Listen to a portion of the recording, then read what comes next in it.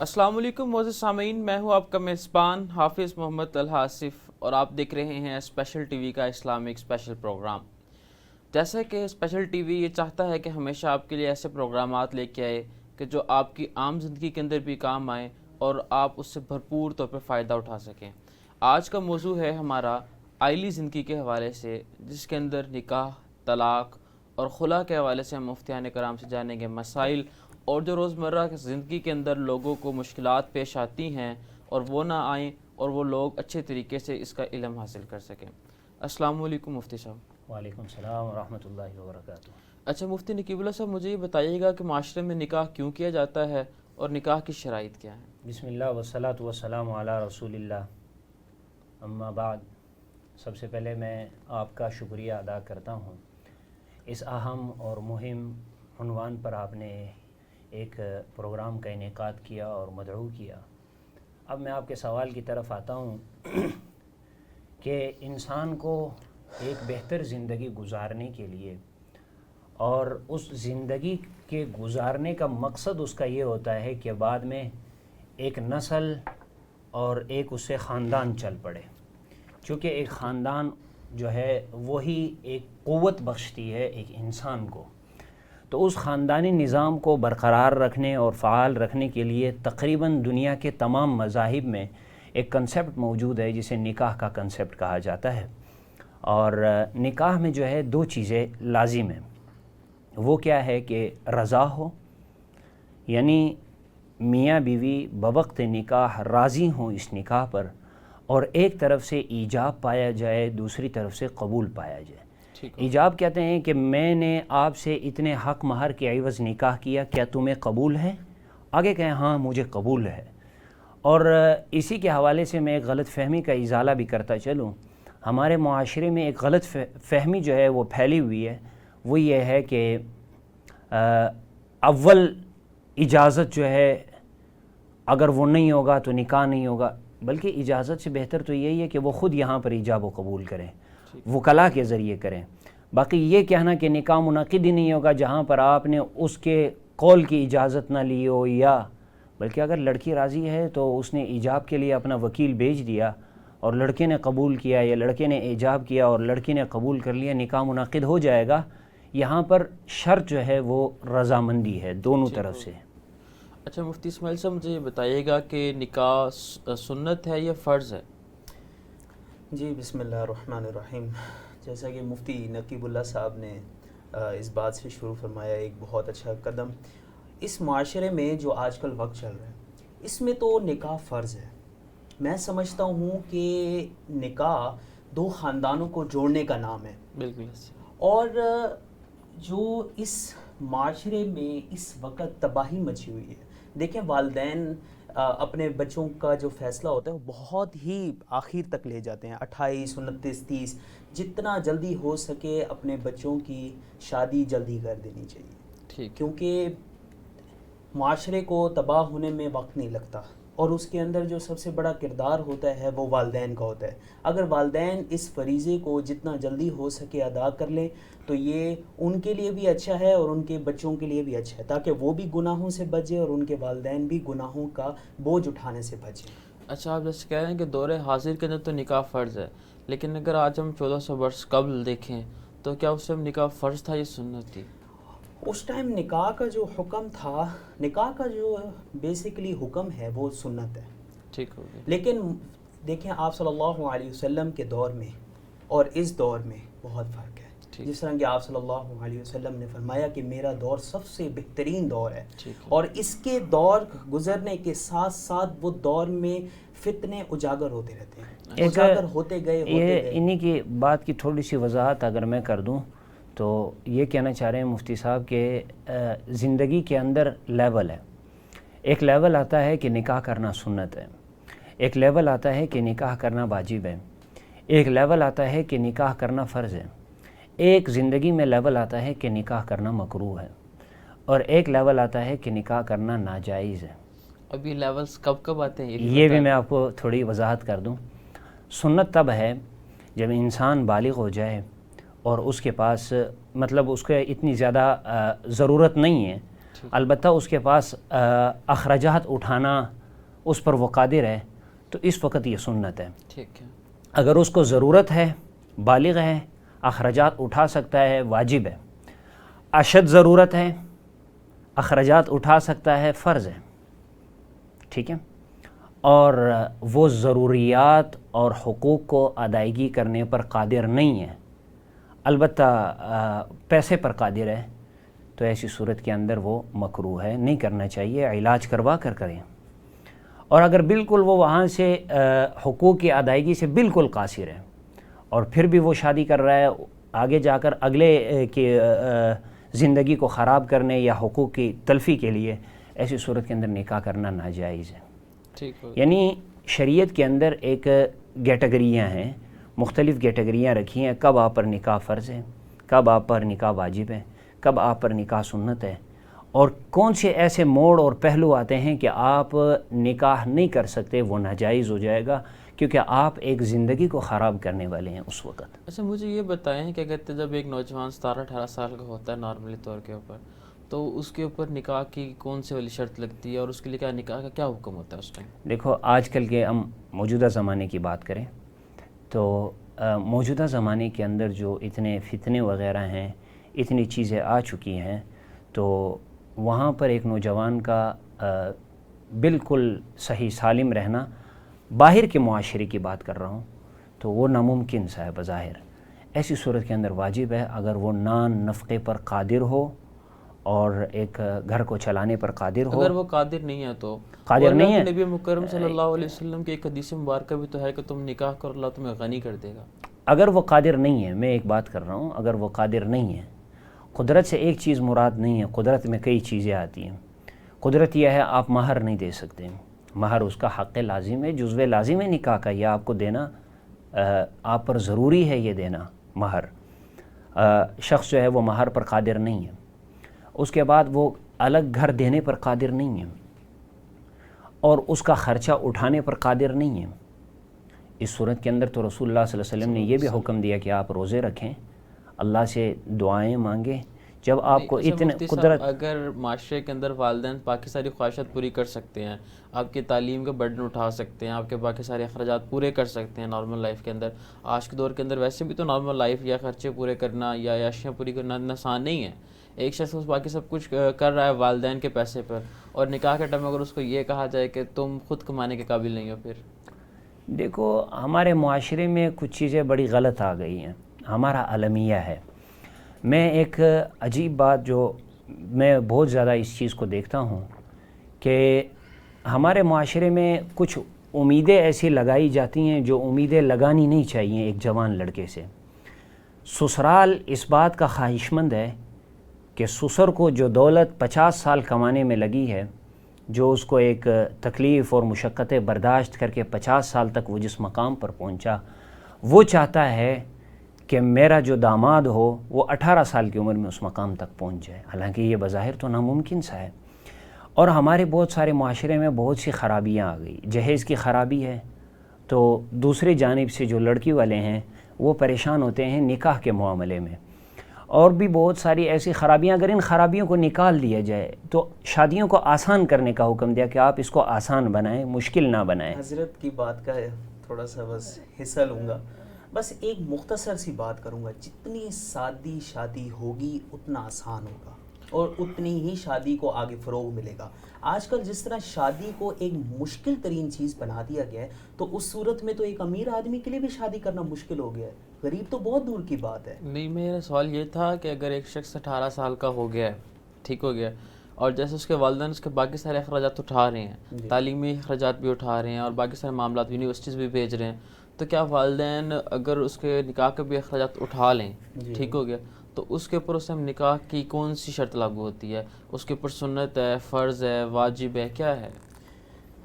دیکھیں جی، اگر والدین نے اس کے سارے اخراجات اٹھانے کا ذمہ لیا ہے، ٹھیک ہے، کہ ہم آپ کے سارے اخراجات اٹھائیں گے، آپ شادی کر لیں، ٹھیک ہے، تو بیسیکلی یہ جو سنت، واجب اور جو لاسٹ پیک ہوتی ہے کہ فرض ہو چکی ہے، ٹھیک ہے، یہ انسان کی اپنی جو ہوتی ہے نیچر، ٹھیک ٹھیک ہے نا. اگر انسان کی نیچر ہے بہت زیادہ شدید, وہ فتنہ پھیلانے کا اس کا وہ ہے کہ یار یہ فتنہ پھیلا سکتا ہے, تو اس میں تو میرے خیال سے واجب ہی ہونی چاہیے.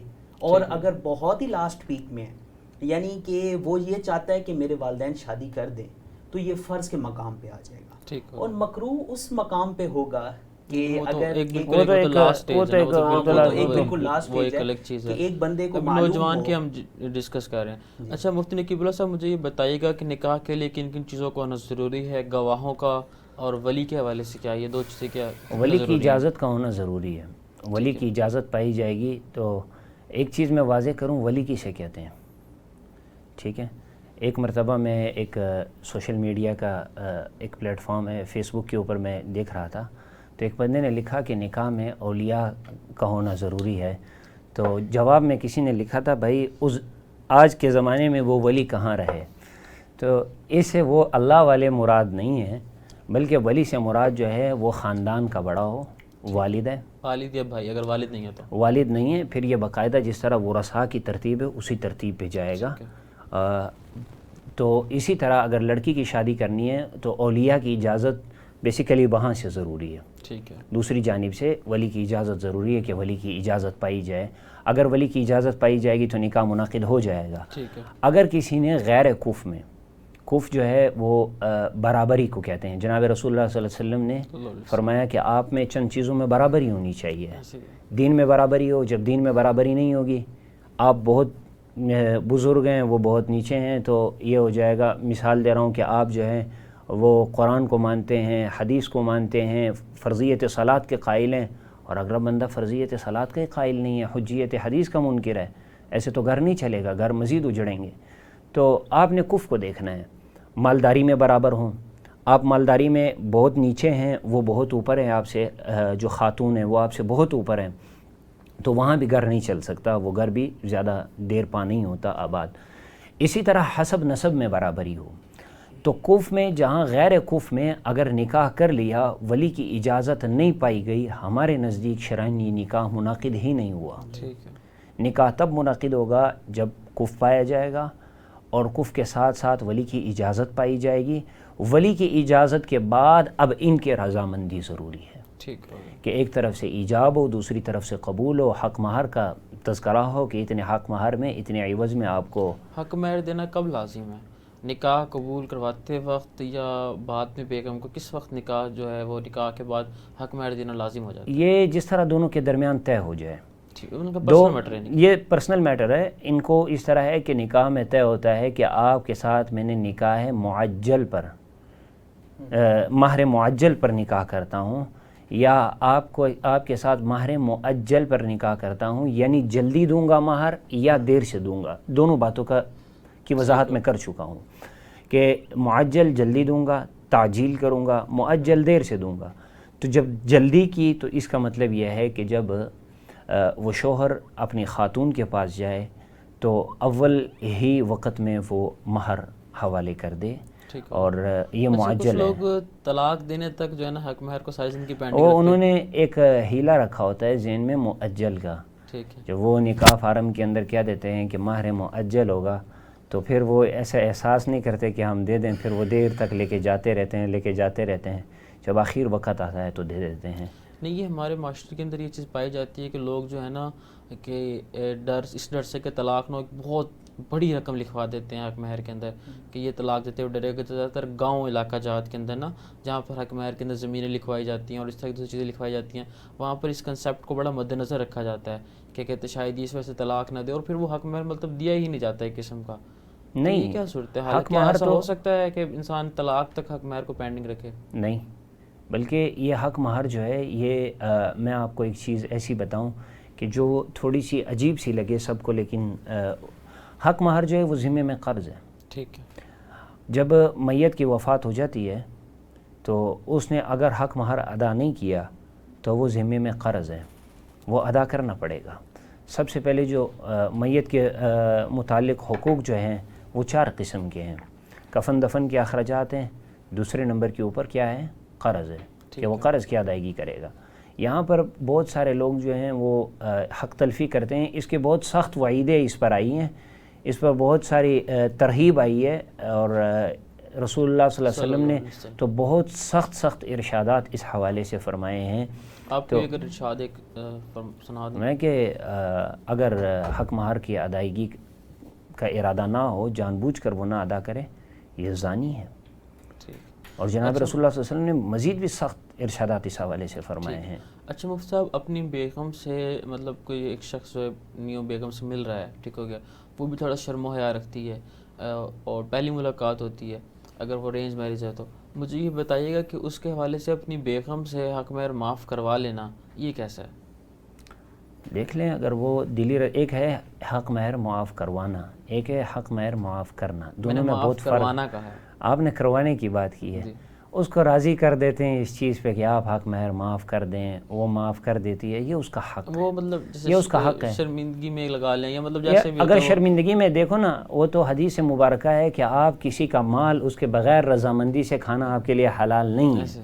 اسی طرح یہاں بھی ہے. ایک شخص اگر مطلب شرم میں مطلب معاف کر دے تو حضرت وہ اصل میں نا فرسٹ سائٹ ہوتی ہے نا، تو اس میں اس کو ذرا بھی اندازہ نہیں ہوتا کہ اگلا کیا کر رہا ہے، اور اگلا اسی چیز کا اندازہ لگا کر اسی چیز کا فائدہ اٹھا کے اسے معاف کرا دیتا ہے. اور حالانکہ یہ حق ہے، اور کسی کا حق اس سے تلف کرنا آپ کو بھی پتہ ہے وہ کیسا، اس دنیا میں کتنا سخت اس کا قانون ہے، تو آخرت میں آنکھ بند ہونے کے بعد یہ بھی ایک گناہ کا کام ہے. مطلب بہت بڑا گناہ ہے یہ، کسی کا حق لے لینا. اگر آپ کسی کا مثلاً آپ کے والد صاحب کا انتقال ہوا، ان کے انتقال کے بعد وراثت تقسیم ہوئی، آپ کی بہن کا حق ہے، اس میں پورا کا پورا حق ہے.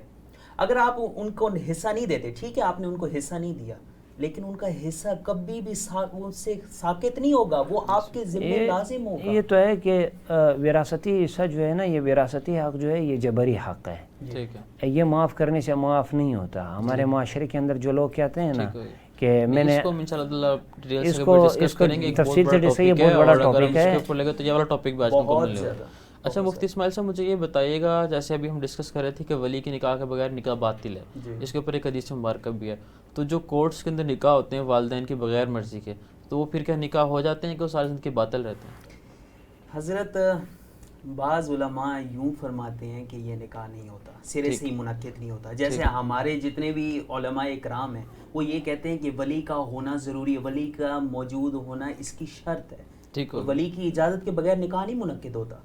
لیکن بعض علماء اکرام یہ کہتے ہیں کہ نکاح منعقد ہو جاتا ہے. جیسے وہ خلا کے بارے میں یہ کہتے ہیں کہ جو خلا عدالت میں لی جائے، وہاں خلا ہم بعد میں انشاءاللہ ڈسکس کرتے ہیں. مجھے بتائیں کہ نکاح ہو جائے گا یا نہیں ہوگا؟ جی جب ہمارے پاس ایک حدیث مبارکہ بھی موجود ہے جس کے اندر اللہ کے نبی مکرم صلی اللہ علیہ وسلم کا واضح فرمان موجود ہے کہ ولی کی نکاح کے بغیر جو ہے وہ نکاح باطل ہے. یہ روایت جو ہے حضرت عائشہ رضی اللہ تعالیٰ عنہ سے مروی ہے، اور اس روایت کا حکم جو ہے وہ کف میں ہوگا.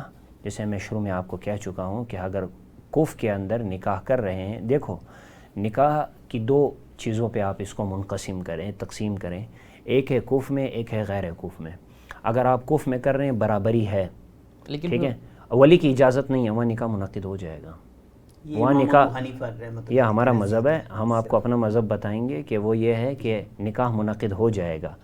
لیکن اگر آپ نے کی غیر کف میں، برابری نہیں ہے ان چیزوں میں، ٹھیک ہے، آپ نے کی غیر کف میں، وہاں ولی کی اجازت نہیں پائے گی، کیونکہ بچے جو ہیں وہ ناسمجھ ہوتے ہیں. لڑکی کو اپنے بھلے اور نقصان کا نہیں پتہ، اسی طرح جوان لڑکے کو بھی نہیں پتہ، تو انہوں نے کر دیا. اب اولیاء کو حق حاصل ہے کہ نکاح ختم کرائے. اچھا، کیوں؟ کیونکہ یہ نکاح منعقد ہی نہیں ہوا، غیر کف میں ہے، برابری نہیں ہے یہاں پر بہت ساری چیزوں میں، یہ دیر پا نہیں چلے گا. اسی لیے شریعت نے اولیاء کا جو ایک حق رکھا ہے وہ حق یہاں پر ہوگا کہ نکاح کب منعقد ہوگا اور کب نہیں ہوگا، کف میں ہوگا، غیر کف میں ہوگا. تو اگر غیر کف میں ہے، ولی کی اجازت نہیں ہے، نکاح منعقد نہیں ہے. اسی طرح اگر کف میں کر رہا ہے اور اولیاء کی اجازت کے بغیر کر رہا ہے، وہ نکاح منعقد ہو جائے گا، لیکن وہ خیر و برکت نہیں ہوگی جو ایک ولی کی اجازت کے ساتھ ہوتی ہے. وہاں پہ تو ایک آپ کے پیچھے خاندان اور ایک کنبہ کھڑا ہے اور وہ آپ کو سپورٹ کر رہا ہے، ان کی دعائیں آپ کے ساتھ ہیں. آج کے دور کے اندر ولی کی اجازت کے بغیر عورت کا نکاح کرنا کیسا ہے؟ اچھا عمل نہیں ہے، اچھا فعل نہیں ہے. ولی کی اجازت کے بغیر یہ جتنے بھی میں آپ کو کہتا ہوں بھاگ کر شادیاں کی جاتی ہیں، ان کو ایک سپورٹ تو کورٹ سے حاصل ہو جاتا ہے، وہ ایک کورٹ ان کو ایک لیٹر دے دیتا ہے اور وہ بیک اپ میں پڑا ہوتا ہے۔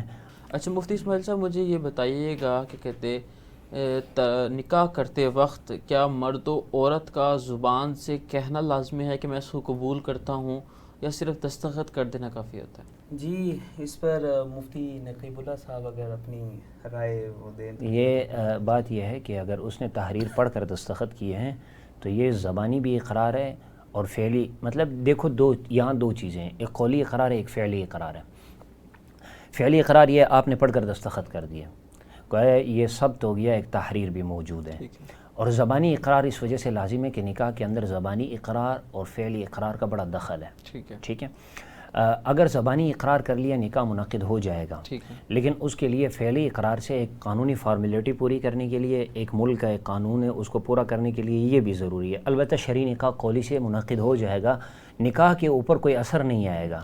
جن لوگوں نے صرف قولی نکاح کیے ہیں وہ یہ مطلب نہیں ہے کہ ان کے نکاح نہیں، وہ نکاح منعقد ہو گئے ہیں، قولی ضروری ہے، قولی تو نکاح کے وقت ضروری ہے، ٹھیک ہے۔ بلکہ میں کہتا ہوں کہ اس پورے بر صغیر میں، اس پورے ایشیا میں ایسا، بلکہ دنیا کے اندر جہاں بھی کہیں آپ چلے جائیں، ایسا کوئی نظام نہیں ہے کہ وہ قولی نہ کرواتے ہوں، ڈائریکٹ فعلی کرواتے ہوں۔ اب میں اس لیے میرا کوشچن میں نے اس لیے پوچھا تھا، ہمارے معاشرے کے اندر ایک بہت گندی روایت پائی جاتی ہے، زیادہ تر اربن ایریاز کے اندر بھی ہوتا ہے۔ یہاں پہ اصل میں چیز یہ پائی جاتی ہے کہ لڑکی سے پوچھا نہیں جاتا کہ آپ کو یہ نکاح قبول ہے یا نہیں ہے، مطلب والدین پہلے نہیں پوچھتے، اور پھر جب نکاح کی تاریخ آتی ہے، نکاح کی ڈیٹ آتی ہے، تو اس کے اندر مولوی صاحب مرد کے ساتھ بیٹھ کر پورا فارم وغیرہ فل کر کے مرد کے سائن کروا کر کسی ایک بندے کے حوالے وہ فارم کر دیتے ہیں، یا وہ ایک کاپی سے رجسٹر کر دیتے ہیں کہ آپ جائیں اور عورت کے سائن کروا کے لے آئیں۔ اور نہ لڑکی کو اس ٹائم اتنا حق حاصل ہوتا ہے کہ وہ سارے پیج پڑھ سکے، اس کو صرف وہ جو بندہ ساتھ جاتا ہے وہ بتاتا ہے یہاں سائن کر دیں، یہاں سائن کر دیں، یہاں سائن کر دیں، وہ 4 جگہ پہ سائن کروا کے لے آتا ہے۔ آپ مجھے اب اس کے اندر تو نہ تو اسے پوچھا گیا، نہ ہی اس کو پڑھنے کا ٹائم دیا گیا، ٹھیک ہو گیا، تو اس صورت کے اندر کیا حکم؟ ایک چیز ہے ہمارے معاشرے میں آپ نے جو ایک عادت اور ایک رواج کو ذکر کیا ہے، میں اس کے مد مقابل آپ سے ایک اور بات کرتا ہوں، پھر یہ بات اسی میں حل ہو جائے گی۔ دیکھیں کہ نکاح کے دن سے پہلے ایک وعدہ نکاح ہوتا ہے جس کو منگنی کہتے ہیں، ٹھیک ہے۔ جن علاقوں کے اندر یہ کنسیپٹ پایا جاتا ہے وہاں پر 1 سال پہلے نکاح ہو جاتا ہے، یہ کنسیپٹ ہے وہاں کا، ایک رواج ہے، میں بتا رہا ہوں کہ وہاں پہ 1 سال پہلے نکاح ہو جاتا ہے، وہ وکلاء کے ذریعے ہوتا ہے، وکیل منعقد کر کے، لڑکے کی طرف سے بھی وکیل آتا ہے، اور لڑکی کی طرف سے منگنی کہہ رہے ہیں آپ، جس کو ایک ہے منگنی۔ منگنی تو یہ ہوتی ہے کہ وہ ایک رسمی ہوتا ہے، صرف وعدہ ہوتا ہے۔ یہاں پر ان علاقوں میں، پنجاب کے علاقوں میں، آپ عرب کنٹریز میں یا آپ یہاں پر آ کر یہ پٹھان کلچر میں آ کر آپ دیکھیں تو وہاں پر 1 سال پہلے منگنی میں نکاح ہوتا ہے، اور سنت طریقہ یہ تھا کہ حضرت عائشہ رضی اللہ تعالیٰ عنہ سے جناب نبی کریم صلی اللہ علیہ وسلم نے ہجرت سے قبل نکاح کیا اور رخصتی ہجرت کے بعد ہوئی، ٹھیک ہے۔ رخصتی کے وقت جو فارم وغیرہ ہیں وہ وہاں پر بھیجے جاتے ہیں، لڑکی کو 1.5 سال 2 سال 1 سال تقریباً 1 سال تو لگ ہی جاتا ہے انتظامات وغیرہ میں، اس کو علم ہوتا ہے کہ میرا نکاح فلاں لڑکے سے ہے، اگر اس کو قبول نہ ہو، منظور نہ ہو، وہ 1 سال کے درمیان میں ہی منع کر دیتی ہے۔ بلکہ اس نکاح سے قبل بھی لڑکی کو علم ہوتا ہے کہ میری فلاں جگہ پہ ایک رشتہ آیا ہے، وہ گھر والے اسے آگاہ کر دیتے ہیں۔ میں آپ ایک بالکل الگ طرف بات لے گئے ہیں، ٹھیک ہو گیا۔ میں نے آپ کو جو ہمارا یہاں پر پنجاب کا کلچر ہے، یہ بہت سے سندھ کا کلچر ہے، وہاں پر یہ والا کلچر ہے کہ زیادہ تر نکاح ایٹ اے ٹائمز ہی ہوتا ہے، اور بعض جگہ منگنیاں بھی نہیں ہوتی۔ تو وہاں پر کیا حکم ہے کہ اگر آپ عورت سے اور لڑکی سے پہلے بھی نہیں پوچھ رہے، ٹھیک ہو گیا، وہ والدین سے ڈرتی بھی ہے، اپنی مرضی بھی نہیں بتاتی، ٹھیک ہو گیا، لیکن یہ ہے کہ اس کے نکاح والے دن بھی اگر اس سے وہ آ کے مولوی صاحب یا قاری صاحب یا جو بھی ولی ہے وہ بھی نہیں پوچھتا، اور نہ ہی وہ فارم پڑھنے کا اس کو ٹائم ملتا ہے، وہ صرف سائن کر دیتی ہے۔ یہ طریقہ ٹھیک نہیں ہے، اس خرابی کو معاشرے سے ختم کرنا چاہیے کہ لڑکی کو علم ہی نہیں ہے کہ میرا کہاں پہ نکاح ہو رہا ہے، اس نے زندگی گزارنی ہے، ایک طرف جانا ہے، اس کی بھی پوچھنا چاہیے اس سے کہ بھائی آپ کو یہ نکاح قبول ہے یا نہیں ہے، اس کا اختیار ہونا چاہیے۔ اور ولی جو یہاں پر آ کر اس کا وکیل بنا ہوا ہے، وکیل کی 2 قسمیں، ایک وکیل بالتوکیل، ایک وکیل بلا توکیل ہوتا ہے۔ وکیل بلا توکیل جو ہے وہ فضول ہے، اس کا قول فضول ہے، لیکن وکیل بالتوکیل جس کو لڑکی کہے آپ میری طرف سے نکاح کے وکیل ہو، وہ نکاح جا کر قبول کروائے، وہ درست ہوتا ہے، ٹھیک ہے ہمارے نا. معاشرے میں ایسی کوئی چیز نہیں لیکن پائی جاتی. یہ ہے کہ یہ غلط ہے روش. البتہ یہ ہے کہ پہلے سے علم ہونا چاہیے کہ آپ کا نکاح فلاں جگہ ہم کر رہے ہیں اور فلاں لڑکے کے ساتھ کر رہے ہیں، تو ایسا علم ہونا لڑکی کے لیے یہ لازم اور حضرت ضروری ایک ہے. تھوڑی سی مختصر سی بات کروں گا. جیسے حضرت نے فرمایا بالکل درست فرمایا، لیکن اس چیز کا ایک خلاصہ ہے کہ اکثر والدین اور جو کنبہ ہوتا ہے نا، وہ لڑکی کے حالات اور زندگی نہیں دیکھ رہا ہوتا کہ اس نے آگے جا کے کیا کرنا ہے. وہ صرف اپنی عزت اور اپنی پگ کو دیکھ رہے ہوتے ہیں کہ کوئی ہم پر بات نہ کرے. اگر ہم نے لڑکی سے پوچھ لیا، یہ کر لیا، وہ کر لیا، ہم نے لڑکی کی مرضی کی شادی کرا لی، ہو تو جائے گی، لیکن اس کے بعد جو ہمیں تنقید کا نشانہ بننا پڑے گا وہ ہم سے برداشت نہیں ہے. بے شک یہ ہماری بیٹی ایک چیز ہے کہ نہیں، میں یہ بات کر رہا ہوں کہ عورت تو وہاں پہ سائن کر دیتی ہے، وہ اگر مطلب میرج ہال میں آ گئی یا وہاں پہ آ گئی، اس نے سائن کرنے ہی کرنے جی ہیں، جی ٹھیک ہو گیا، والدین کی رسپیکٹ کے لیے جو بھی آپ دو چیز مطلب اب لگا لیں، جی جی جی ٹھیک ہو گیا. لیکن جیسے اللہ کے نبی مکرم صلی اللہ علیہ وسلم نے اور قرآن نے ہمیں ہر ایک چیز کا رستہ بتایا ہے کہ اگر اس طریقے سے کرو گے تو اللہ کی قربت پاؤ گے، اگر اس سے دور جاؤ گے تو اللہ سے دور ہو جاؤ گے. تو اس صورت کے اندر یہ ہے کہ وہ نکاح سائن تو وہ کر دیتی ہے، ٹھیک ہو گیا، لیکن مطلب نہ اس کو پڑھ کر سنایا جاتا ہے کہ کیا حق مہر ہے، نہیں، کیا اس کو اتنا پتہ ہے کہ یہ نکاح کے فارم ہے؟ ہاں یہ تو پتہ ہے نا، یہ تو پتہ ہے، ہو لیکن اس کو جاتی ہے. دیکھیں اس نے سائن تو کر دیے نا، میں کہہ رہا ہوں کسی بھی دباؤ کے اندر کر دیے، کسی والدین کی رسپیکٹ کے لیے کر دی، کسی بھی چیز کر دی. ایک چیز میں آپ کو بتاؤں کہ نکاح منعقد ہونے کے لیے ایجاب و قبول ضروری ہے. ٹھیک ہے، ٹھیک ہے، کاغذ کا آنا یہ ایجاب ہے. ٹھیک ہے، ٹھیک ہے. مثلاً کسی نے کہا، میں آپ کو مثال دیتا ہوں کاروباری معاملات کے اندر، کہ میں آپ سے یہ کپ خرید رہا ہوں، ٹھیک ہے، یہ ایجاب ہے. آپ نے کہا 100 روپے میں مجھے قبول ہے، ٹھیک ہے.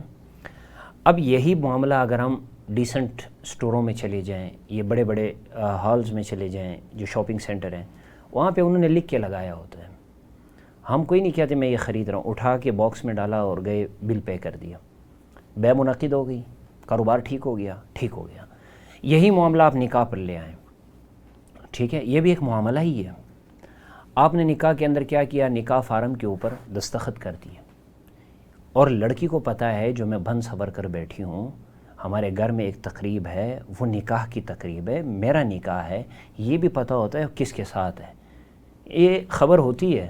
بظاہر تو ہم یہ کہہ رہے ہیں یہ اچھا عمل نہیں ہے، اچھا فعل نہیں ہے، میں یہ نہیں کہ اس کو وہ کر رہا ہوں، مزید وہ دے رہا ہوں. نکاح تو ہو جاتا ہے، نکاح تو ہو گیا، البتہ اچھا فعل نہیں یہ ہے. عمل کیسا ہے کہ لڑکی سے پوچھا نہ جائے، یہ صرف اچھا ایک نہیں بندہ آ کے صرف سائن کروا کے چلا، اسے پتہ بھی نہیں اس کا حق مہر کتنا ہے، یا کوئی شرط یا ٹرم وغیرہ لکھی ہوئی ہے تو بڑوں نے بیٹھ کے طے کر لی وہیں پر ہی، مولوی صاحب آئے بھی نہیں پوچھنے کے لیے. زیادہ تر جو ہمارے معاشرے کے اندر علماء کرام جو نکاح وغیرہ پڑھاتے ہیں انہوں نے آ کے عورت سے پوچھا بھی نہیں، مطلب اس کو ایک وہ حق ہی نہیں دیا، شریعت نے اس کو حق اصل دیا. میں جی حق جو وہاں سائن کرنے کے ساتھ منعقد ہو جاتا ہے، سب سے بڑا جو حق تلف کرتے ہیں وہ والدین کرتے ہیں، اور یہ بہت بڑے گناہ کا سبب ہے جو والدین کے اوپر یہی کہہ رہا ہوں اچھا فعل نہیں ہے اس طرح کرنا. ان کو ایک حق شریعت نے دیا، آپ حق کو پورا استعمال کرنے دیں ان کو. اصل میں نا بات دراصل مختصر یہی ہے کہ ہر کوئی اپنی عزت اور اپنے کنبے کی وجہ سے کہ ہم تنقید کا نشانہ نہ بنے، بے شک ہماری بیٹی کے ساتھ جو مرضی ہو جائے آگے.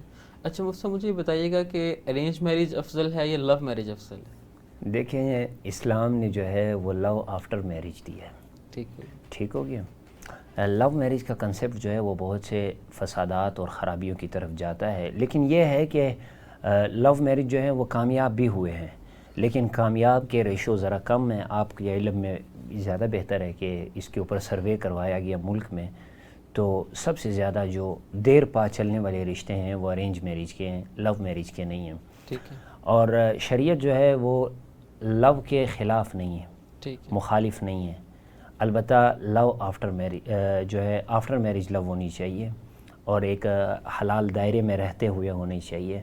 ہمارے معاشرے میں اگر اس ٹاپک کو لے کر چلا جائے تو بہت وقت گزر جائے گا، ٹاپک ہی ختم نہیں ہوگا. بہت سے گناہوں کے باعث بن جاتے ہیں، بہت سے خرابیوں کے باعث بن جاتے ہیں، بہت سے فسادات کے باعث بن جاتے ہیں، اور اس کے نتیجے میں آنے والے نتیجہ آپ کے سامنے بلیک میلنگ ہوتی ہے، سوشل بلیک میلنگ ہوتی ہے، فیملیز بلیک میلنگ ہوتی ہے، بہت ساری چیزیں ہوتی ہیں. تو اس لیے ایسی چیزوں سے دور رہنا چاہیے کہ وہ لو میرج کا جھانسا دے کر بہت سارے مفسدات ہوتے ہیں. البتہ اللہ رب العزت نے جو ایک برکت رکھی ہے وہ ارینج میرج میں رکھی ہے. اس کے اندر خاندان کی ایک رضامندی ہوتی ہے، اور اگر ایک کوئی شخص جو ہے وہ لو میرج کر لے اور اس کو لو میرج بھی خاندان کی رضامندی سے کی جائے، رضامندی سے کی جائے، اگر والدین کی دعائیں آپ کے ساتھ شامل ہیں، آپ کے گھر والے آپ کے ساتھ راضی ہیں، آپ کے ہر معاملات کو خود ہینڈل کرنے کی، دونوں میں سے بہتر کون سی ہے؟ دونوں میں سے بہتر جی جیسے آپ کو سہولت ہو جائے. نہیں، اگر آپ کو ارینج میرج ویسے زیادہ بہتر ہے کیونکہ وہ لانگ ٹرم چلتی ہے. اور لو میرج میں اصل میں ہمارے معاشرے میں ایک بڑی عجیب سی بات ہے، جب آپ والدین سے کسی چیز کا مطالبہ کرتے ہیں نا تو والدین یہ سمجھتے ہیں یار کہ اب ہم نا اندر ان نہیں ہیں، وہ ان کا کوئی بھی مسئلہ ہوگا نا تو وہ ان کو خود سارٹ آؤٹ کرنا پڑے گا. یہ اصل میں نا ایک چیز میں آپ کو بتاؤں، یہ مائنڈ پر ڈیپینڈ کرتا ہے، ٹھیک ہے. کچھ ایسی فیملیز ہوتی ہیں جو لڑکے کو بھی لو میرج کی کبھی اجازت نہیں دیتی، اور کچھ ایسی فیملیز ہوتی ہیں جو اجازت تو دے دیتی ہیں، البتہ لڑکی کی فیملیز جو ہیں وہ اجازت نہیں دیتی. یہ لوگوں کے اپنے مائنڈ سیٹ کے اوپر ڈیپینڈ کرتا ہے. البتہ یہ ہے کہ لو میرج کے اندر جو جا کر کورٹ میرج کرنا، دیکھو ہمارے پاس بہت سارے مسائل آتے ہیں نکاح اور طلاق کے حوالے سے، بہت سے لوگ آتے ہیں، ان کے اندر سب سے زیادہ ریشو جو ہے ان لوگوں کی ہے کہ جنہوں نے لو میرج کیے ہوتے ہیں. ارینج میرج بہت کم آتے ہیں، یہی وجہ ہے کہ لو میرج جو ہے وہ دیر پا نہیں رہتی. ٹھیک نہیں، وہ کورٹ میرج کو ہم آلریڈی ڈسکس کر چکے ہیں نا، اس میں ولی کی اجازت ہونا نہ ہونا، وہ پہلے ہم اس ٹاپک کو ڈسکس کر چکے ہیں. اب میں کہہ رہا ہوں کہ اپنے گھر والوں کو بتا کر گھر والوں کی رضامندی کے ساتھ جو شادی کرنا ہے اس میں لو میرج بہتر ہے یا ارینج میرج، آپ نے بتا دیا، ٹھیک ہو گیا.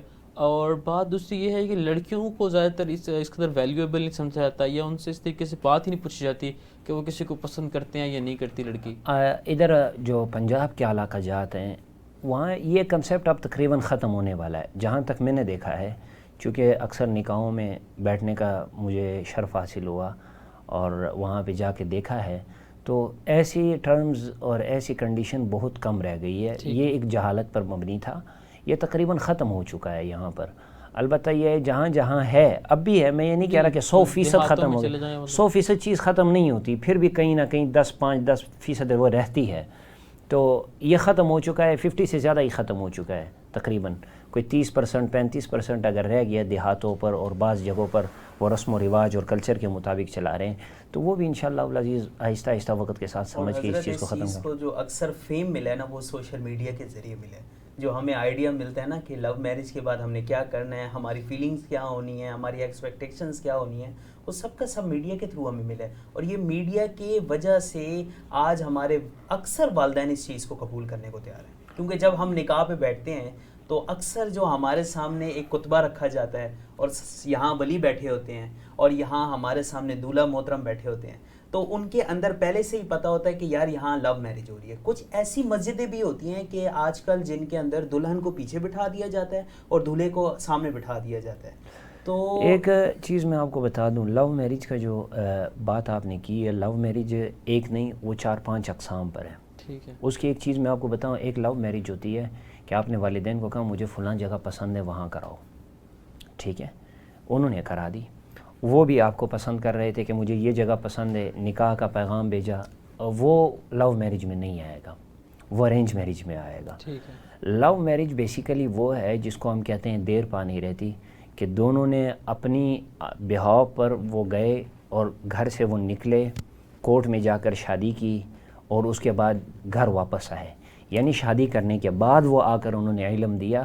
اس کو لو میرج کا معاشرے میں وہ تبھی پلاننگ ہوگی نا جب وہ آپ دونوں آپس میں ایک دوسرے کے ساتھ رابطے میں ہوں گے. وہ تو رابطے میں، یہ تو ظاہر بات ہے، ظاہر بات ہے. تو یہ چیز تو ویسے بھی شریعت میں ناپسندیدہ عمل ہے، اس کو تو ہم ڈسکس ہی نہیں کر سکتے. اس کو تو جب ایک شریعت میں منع کر دی گئی، وہ اسے منع کیا ہوا ہے، پہلے وہ ڈسکس نہیں کر سکتے. دیکھیں میں آپ کو بتاتا ہوں، اب میں یونیورسٹی میں ایک دفعہ میں یونیورسٹی میں لیکچر دے رہا تھا، تو ایک میری جو اسٹوڈنٹ تھی انہوں نے مجھ سے پوچھا کہ لو میرج کا تو ہمیں جو حوالہ ہے وہ حضرت محمد صلی اللہ علیہ وسلم کی زندگی سے ملتا ہے. میں نے کہا وہ کیسی زندگی، کون سے وہ پارٹ آپ مجھے بتا رہی ہیں؟ وہ کہہ رہی ہیں کہ جی حضرت خدیجہ رضی اللہ تعالیٰ عنہ نے جب اپنا غلام آپ صلی اللہ علیہ وسلم کے ساتھ روانہ کیا، تجارت کر کے وہ واپس آئے، حضرت خدیجہ رضی اللہ تعالیٰ عنہ کو آپ صلی اللہ علیہ وسلم کے معاملات بہت پسند آئے. ٹھیک ہے. اس کے بعد حضرت خدیجہ رضی اللہ تعالیٰ عنہ نے اپنی سہیلی کے ذریعے آپ صلی اللہ علیہ وسلم کو پیغام دیا اور آپ صلی اللہ علیہ وسلم نے اس کو قبول کیا. میں نے کہا کہ بیٹا کیا یہ لو میرج کے زمرے میں آتا ہے یا نہیں؟ تو انہوں نے کہا جی لو میرج کے زمرے میں آتا ہے. میں نے کہا جو لو میرج کا آج کل کانسیپٹ ہے نا وہ یہ ہے کہ شادی سے پہلے میاں بیوی ایک دوسرے کو بالکل جان چکے ہوتے ہیں، اور ارینج میرج میں ان دونوں کو آپس میں سمجھنے میں 5 سے 6 مہینے لگتے ہیں. ایک چیز تو جو لو میرج ہے وہ بیسیکلی کیا چیز ہے کہ آپ ایک دوسرے کو بالکل جان چکے ہیں. اور میں نے کہا وہ جو شادی ہوئی تھی اس میں آپ صلی اللہ علیہ وسلم اور حضرت خدیجہ رضی اللہ تعالیٰ عنہ کا آپس میں کوئی کانٹیکٹ نہیں تھا، تو لہٰذا یہ کسی قسم کی بھی لو میرج کے یہ ایک چیز ہے خطبہ نکاح سے پہلے. میری اصل میں یہ چاہ رہا تھا کہ یہ جو چیزیں جیسے ہم نے ڈسکس کیا نا کہ نکاح سے پہلے ملنا اور معاملات، یہ تو ویسے بھی غیر شرعی چیز ہے، اس کے اوپر تو گناہ ہے نا، تو اس کو ہم ڈسکس ہی نہیں کر سکتے. جب ایک چیز ہے ہی گناہ تو اس کو ہم کیا کر سکتے ہیں. لیکن ویسے ہم یہ ڈسکس یہ کر رہے تھے کہ کہتے اگر بچے نے اپنے والدین سے فرمائش کر دی ہے، میں نے اس کو دیکھا ہے مجھے وہ پسند آ گئی لیکن ہم نے کبھی ملاقات نہیں، کبھی بات نہیں ہوئی، تو آپ میرے یہاں نکاح کا پیغام یہ ارینج میرج کے زمرے میں آتا ہے. میں نے آپ کو یہ بھی بات عرض کر دوں کہ خطبہ نکاح سے پہلے خطبہ نکاح کا ہونا ضروری ہے. خطبہ نکاح کہتے ہیں پیغام نکاح کو. یہ پیغام نکاح ہوتا ہے. ایک جگہ پر آپ نے پیغام نکاح بھیجا، وہاں بیٹھ کر خاندانوں کے سیٹلمنٹ ہوتے ہیں، ہم نے شادیاں کیسے کرنی ہیں، ہمارے کیا رواج ہیں، ٹرمز اینڈ کنڈیشنز ہیں، آپ کی کیا ہے، یہ تو چلتا ہے. عالمی طور پہ 6-7 مہینے لگ جاتے ہیں، 6-7 مہینے لگ جاتے ہیں، وہ رشتے دیکھنے جاتے ہیں، پھر اس کے بعد پھر وہ کہتے ہیں یہ دن. سب سے جو بابرکت مومنٹ ہے نا، آج کل میں بھی پریفر کروں گا لو میرج نہ کی جائے. اکثر اس چیز کو پریفر کیا جائے کہ آپ لوگ ارینج میرج کی جائے، کیونکہ ارینج کے بعد بھی تو جی محبت ہو جاتی ہے اور یہ زیادہ دیر پا چلنے والی ہوتی ہے. ٹھیک ہو گیا. اچھا لیکن اگر دو شخص میں کبھی محبت پیدا ہی نہ ہو سکے، وہ کسی بنا پر اسے نفرت کرتی ہو اور وہ اسے، اور آپ لوگ پھر ارینج میرج کروا کے ساری زندگی وہ ان کے دونوں کے لیے گلے میں عذاب ڈال دیں، پھر جی اس کے لیے شریعت نے بہت سارے اصول بنائے ہیں. اگر اسلام کو ایک خوبصورتی کے پلیٹ فارم پہ لایا گیا ہے نا، شریعت کو خوبصورتی کے پلیٹ فارم پہ، جس طرح نکاح کا عمل ہے، اس کے بعد اگر ایک دوسرے کی بالکل نہیں بن رہی تو وہ ایک دوسرے سے جدائی اختیار کر سکتے ہیں. اور اگر پھر بھی شوہر کسی وجہ سے اس پر رضامند نہیں ہو رہا تو اس کا تیسرا طریقہ خلا نکالا گیا ہے کہ آپس کی رضامندی سے ان چیزوں کو سارٹ آؤٹ کرنا، کہ کچھ رقم ادا کر کے. اچھا مجھے بتائیے گا کیا کہتے ہیں، یہ چیزیں کہنے میں بہت آسان ہے، آپ نے تو بہت آسانی سے ایک دو لائنوں میں بات کر دی ہے، لیکن ہمارے معاشرے کے اندر کیا آپ نے کبھی ایک طلاق یافتہ خاتون کی یا عورت کی زندگی دیکھی ہے آپ نے؟ یہ چیز دیکھو، پورا معاشرہ اس سے دوبارہ شادی کرنے کے لیے تیار نہیں ہوتا. ایک چیز میں آپ کو بتا دوں، ہمارے معاشرے میں ایک خرابی ہے. عرب معاشرے کی آپ بات نہ کریں، ہمارے معاشرے میں اپنے معاشرے کی بات کر رہا ہوں. یہاں پہ بہت بڑی خرابی یہ ہے کہ متعلقہ خاتون اور بیوہ خاتون کی طرف پیغام نکاح نہیں بھیجا جاتا. میں ایک حیران ہوں کہ مجھ سے ایک سوال کیا کہ ایک عورت ہے، اس نے ایک جگہ پر نکاح کیا ہے، وہاں سے طلاق ہو گئی، دوسری جگہ کیا، وہاں سے طلاق ہو گئی، اب پورے محلے کے عورتیں اس کو منحوس کہہ رہی ہے. اعوذ باللہ، ایسی بات نہیں ہے، بلکہ رشتوں کا جوڑنا، دلوں کا ملانا یہ اللہ کے ہاتھ میں ہے کہ کن کے دو دلوں کو آپس میں ملاتے ہیں محبت کے ساتھ، اور کن دو دلوں کے درمیان خلش آ جاتی ہے. یہ اللہ رب العزت کا اپنا وہ ہے کہ کن دلوں کو وہ جوڑتے ہیں. البتہ بات یہ ہے کہ دیکھا جائے کہ عرب معاشرے کے اندر یہ چیز نہیں ہے.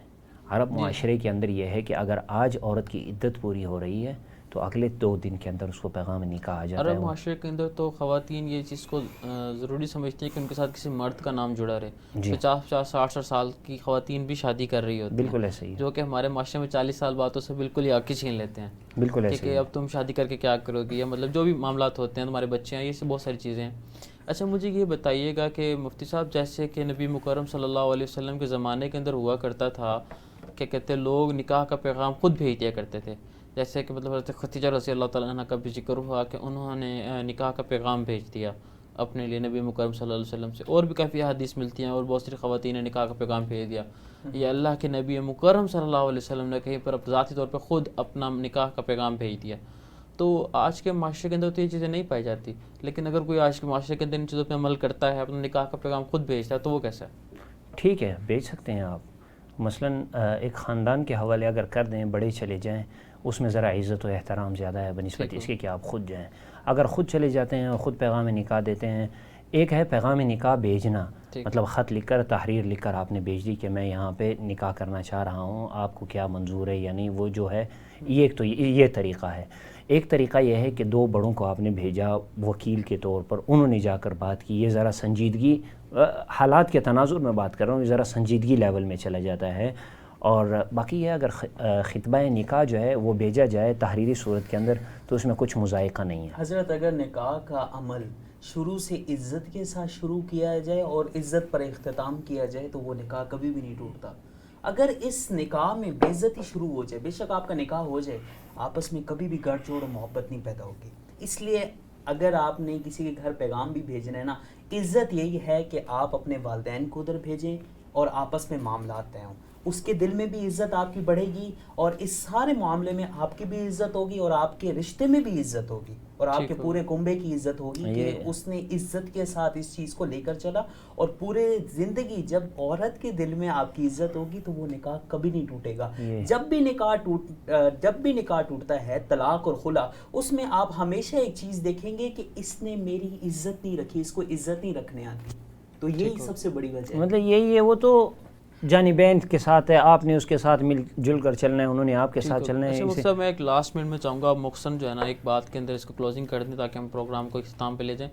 مجھے بتائیے گا کہ دور حاضر کے اندر ہم نکاح کو کیسے عام کر سکتے ہیں، مختصراً مجھے بتا دیں. مختصراً یہی ہے کہ جہیز جیسی چیزوں کو چھوڑ دیا جائے، ٹھیک ہے، اور بہت ساری خرافات کو چھوڑ دیا جائے. ٹھیک ہے. اب دیکھیں کہ ایک گھر کے اندر بھی آپ وہ تقریب منعقد کر سکتے ہیں جو آپ ایک شادی حال میں منعقد کر رہے ہیں. آپ گھر پر اس تقریب کا انعقاد کریں تو شادی حال کے خرچے آپ کے بچ جائیں گے. نکاح کروانا ہے تو مسجد میں کروائیں، ٹھیک ہے، آپ کا وہاں پہ بھی کوئی خرچہ نہیں آئے گا. تو اس طرح بہت ساری چیزیں ایسی ہیں. آپ جائز مختصر سی میں آخری سی بات کروں گا. یہ جو لفظ شادی ہے نا، اس کے اندر سے اگر ہم 3 نقطے ہٹا دیں تو نکاح عام ہو جائے گا. یہ شادی سادی میں بدل دی جائے نا، یعنی سادگی سے، جیسا کہ پہلے لوگ کرتے آئے ہیں، سادگی سے اگر ہو جائے تو نکاح عام ہو جائے گا. چلے ٹھیک ہو گیا. بہت شکریہ، بہت شکریہ. آپ نے مختصر انداز کے اندر بہت خوبصورت بات کر دی. موجود سامعین، یہ تھے ہمارے مفتیان کرام جو ہمیں آگاہ کر رہے تھے نکاح کے حوالے سے، اور بہت ہی خوبصورت باتیں. ان کے ساتھ نکاح کر لیں تو نکاح معاشرے کے اندر بہت آسان ہو جائے گا، اور نکاح آج کے معاشرے کی بہت اہم ضرورت ہے. آپ سے ملاقات ہوگی انشاءاللہ تعالی اگلے کسی پروگرام کے اندر. تب تک اپنے میزبان حافظ محمد آصف کو اجازت دیجیے. والسلام.